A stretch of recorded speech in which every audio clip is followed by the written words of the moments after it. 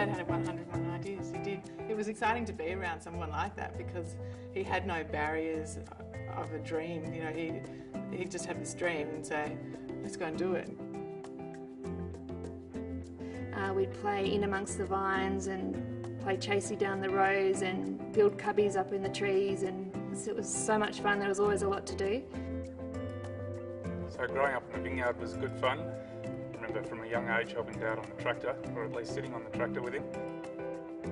Smith and Banks built the building by hand. They came over from Scotland, planted the first vines on the property and said, okay, let's build a castle. They had the Chinese working the land for them, planting vineyards, picking grapes. The original Chinese dormitory is still standing today. So it's a really special connection that we have with the Chinese community. When Father passed away, Nick and Aunt and I sat around and looked at each other and said, what do we want this business to be? And we said to each other, we need to make the finest wine possible. We're really a lifestyle business. We make amazing wine, but we also have a restaurant, a functions business, and we have another winery down the road that also has a restaurant, events business as well. I'm very fortunate to have the position here at All Saints as head chef. I work in a fantastic environment, probably one of the most beautiful restaurants in Australia, I'd say. We're lucky enough to have our own lamb on the estate, and the meat's been absolutely fantastic. We have our own chickens here, which we grab free-range eggs from each day, and we also have a small herb garden out the back. So you'll often see us wandering around the gardens with a pair of scissors, grabbing rosemary or thyme or bay leaves from the trees. We were lucky enough in August to win a chef's hat. We've got I guess quite a unique function venue in the Great Hall, which is the surrounds of the room contain lots of barrels dating back to 150 years.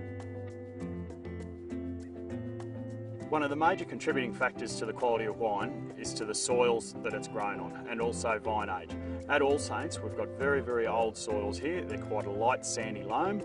We've also got very old vines. Some of the vines go back to 1920. These old vines, you need to look after them, you need to nurture them, and they do give us the results year on year on year. We're in the headwaters of the Murray River. We've got fantastic quality water. Growing grapevines in sandy conditions gives the wines a really aromatic character, so the fruit really jumps out the glass of All Saints wines. The equipment that we use at All Saints to make the wine is fairly traditional. We finished the process with our gorgeous old press. It came here in 1883, and it really is the jewel in the crown of this winery. Our winemaking philosophy is about doing things in the most natural way possible. Well, this is the winery. It's the beating heart of the castle here. It's where the red wines are made, and the most exciting place and the most exciting time during vintage. The point of difference about All Saints is that we have this building that was built in 1864, and we make everything by hand. All Saints is such a special place, and it's so much fun telling people all about the history of the place, and we're able to do that in a lot of our marketing materials. It's a matter of tasting through the wines, and that's one of the great things about the job. I think there's a lot to do in the next 5 years, but I think it's really exciting about the opportunities that are there.